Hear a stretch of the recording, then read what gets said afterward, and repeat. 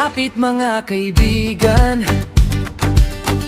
lahat ng mayroong pandinig, ating dinggin ang magandang balita tungkol sa pagliligtas ng Diyos.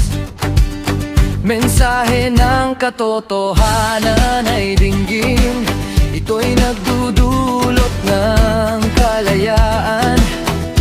Mga aral tungkol sa kaligtasan, sa ating puso dulot ay kagalakan. Hindi ko ikinahihiya ang magandang balita. Ito'y kapangyarihan ng Diyos sa bawat sasampalataya. Ang pananalig kay Jesus ay bunga ng pakikinig